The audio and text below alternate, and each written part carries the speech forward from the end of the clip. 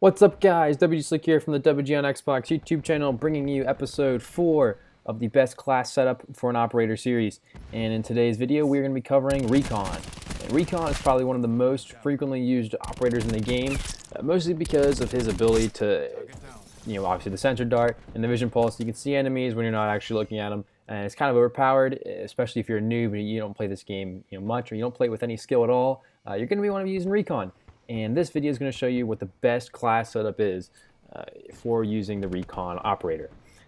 So unlike the previous 3 episodes of the series, I actually have 2 class setups, mostly similar but with a little bit of a variation. And I think both of these class setups are pretty good. One of them is going to require you to be a little bit more skilled. One of them, again, catering towards that noob audience that I'm sure that might be coming to this video, all 25 of you who come to watch this. But anyways, enough of the jokes. Let's get straight into the class setup. So the weapon that we're going to be using here is the GKS submachine gun. And the GKS, when this game first came out, when people were still trying to feel out, hey, what's the best weapon in this game? GKS was one of them. People thought, it's like, this gun has incredible stability. It's got a really nice magazine size, and just generally, it's a pretty decent weapon. Now, obviously, once people got to higher levels and they realized, hey, we got the Maddox, we have the ICR, and we have the SOG. I mean, those became the weapons of choice for everybody. But GKS, you unlock it at a really low level, and it's pretty simple to use. It kind of acts like the UMP45 from other games, a very versatile weapon. Not the best at anything, but pretty good all around. So, like I mentioned, it's got a couple really trademark attributes. Number one being its incredible stability. So as far as the attachments goes, you're not going to have to run a grip at all. You're going to be totally fine at any and all ranges as far as your accuracy goes. And I also mentioned its magazine size. Its magazine size is ridiculous without extended mags. So one of the attachments I'm going to recommend is to run extended mag. Extended mags makes this gun have 56 bullets for a submachine gun. It's not even like it's a high fire rate submachine gun either that you're going to have like some sort of drum mag. It's just a mill to run kind of your standard SMG. And for it to have 56 bullets in a single clip is kind of unheard of for weapons of this archetype.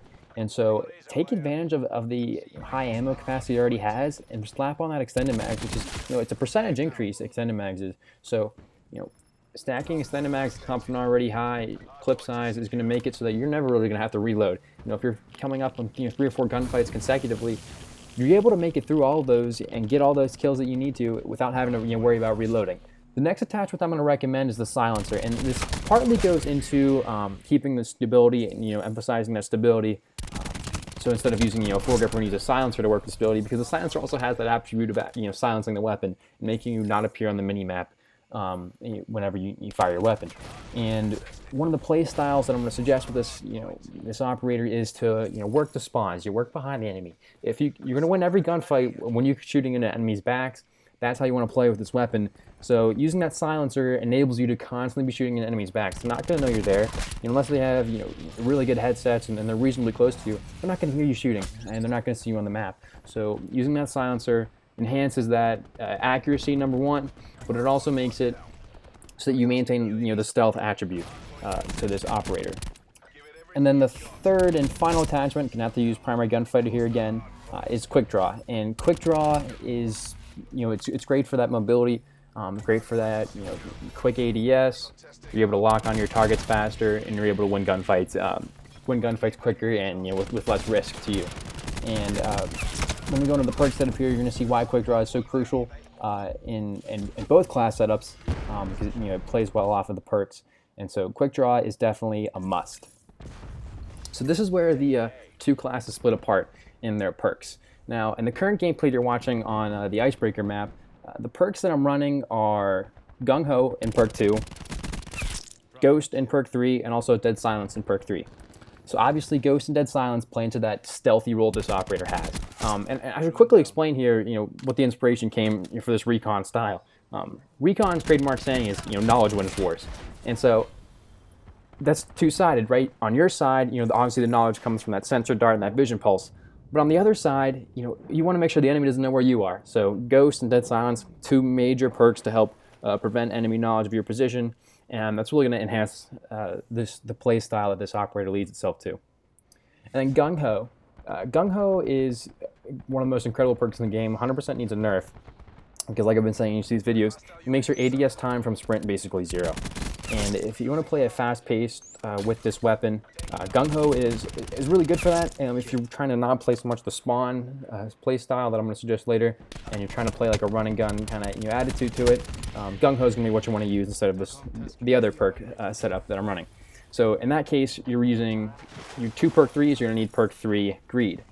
But in the other class, we're going to be using perk 3 Gluttony, and instead of using Gung Ho, we're going to add on Team Link. And I mentioned in the first video, nobody knows what Team Link does. And it's actually not that bad of a perk if you know how to use it properly. So there's a new minimap system in Black Ops 4 that uses the Fog of War. And it's basically if you see an enemy in your cone of vision, but you don't recognize it personally, it's still going to appear on your minimap. And that goes for not just you, but your teammates as well. So what Team Link does, it expands the Fog of War to not just the cone of vision, but also a decent-sized radius, circular radius around your person, around your character. And if you are working in the spawns, or you got teammates trying to push other spawns out, you're going to be able to see enemies on the map that are around your teammates, even if you're working away from them. So it really helps you gain that, like we said earlier, knowledge is the key to winning a war, and it's going to help you increase your knowledge of the map, your map awareness. Of where the enemy team is. The other thing that's kind of nice about it is you can see your teammates through walls, and that's just really nice for understanding where the spawns are occurring. Because obviously enemies aren't going to be spawning on your teammates for the most part. Obviously we have those BS spawns that are trademarked in Call of Duty, but for the most part, if your enemies aren't spawning your teammates, you know where your teammates are, you can then induce, hey, where are the enemies spawning at? And that's going to help you out a lot. So as far as the playstyle goes, now finally getting to what I've been alluding to the whole video, the playstyle that I'm going to suggest is all about working enemy spawns. And that really comes out of those, those stealth perks that we put on the silencer. And when we're shooting the enemies in the back, just like you see in the gameplay right there, the enemies have no chance to kill me. But right there, you see, I'm getting in a gunfight face on. That's where I face a little bit more danger. So being able to work the enemy's spawns in the sense of flanking through the spawn, coming behind them as they come in, that's the best way to play with this class. The GKS itself is not the most powerful gun in the game. It's nothing compared to the SAW or the ICR or the Maddox. But if you want to compete, with players who are using those overpowered weapons, and you want to be unique, and you want to, prove that, like, okay, I don't need these crutch weapons. Being the smarter player tactically is one of the best ways that you can do that. And the tactic is simple. Don't get into a gunfight that you have a chance of losing, because you have no chance of losing a gunfight when you're shooting someone in the back. The game's got such a anti-turn-on mechanic to it that you're going to be 100% fine if you just focus on flanking the enemy, counter-flanking, and always shooting the back or the side of the enemy. So on top of that, comes the abilities. The sensor dart and the vision pulse are going to help you do that tremendously. But right now, the typical use of the sensor dart or the vision pulse is in, okay, let me see who's on the objective. Let me see where they are on the objectives and popping in. And that's kind of senseless. When you're working the flank, you want to be able to know where the enemies are ahead of time. And to best do that, you go ahead and shoot your sensor dart out, 20 meters ahead of you, and then you're going to see the enemies coming towards you. They're on their way, or they're spawning somewhere. That's how you should use the sensor dart, not just put it on BDOM, because whenever they're capping BDOM anyway. The announcer lets you know. The flashing, flag lets you know that something's on. The same thing goes for hardpoint or control or whatever game mode you're playing. You can tell when an enemy's on the objective without having to use your sensor dart or vision pulse. And Vision Pulse comes in great, handy, really well, excuse me there. Vision Pulse comes in handy whenever you're rotating on hard points, or, watch the pro players play. What they do is as they're rotating, you control the next hard point, you control the better spawns on the next hill, they're popping the Vision Pulse so they can see the enemy moving towards them. They know exactly what to cover and what to watch. And there's nothing the enemy can do whenever you know their position. And, if they're running with their heads down, they're not paying attention, that's a free kill for you right there, because you know exactly where they're going to be and exactly when they're going to be there.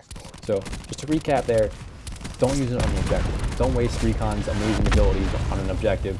Use them as you're flanking the map. Use them as you're working the enemy spawns, like I've been saying the whole video.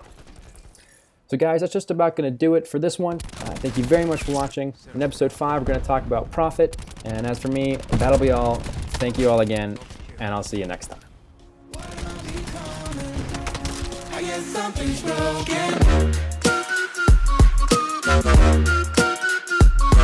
broken.